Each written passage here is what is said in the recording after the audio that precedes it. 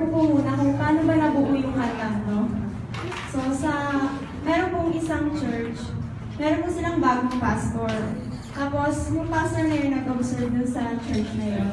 Eh, nakita niya na yung mga tao, yung pag-worship ng tao sa church, nakadependa lang sa palo ng drums, sa strum ng gitara. So, ang ginawa po ng pastor na to, pinatago po niya lahat ng instrument. So, starting nung time na yon, nag-acapella po sila. So, time passed, tapos lumipas yung nabuo yung kantang to.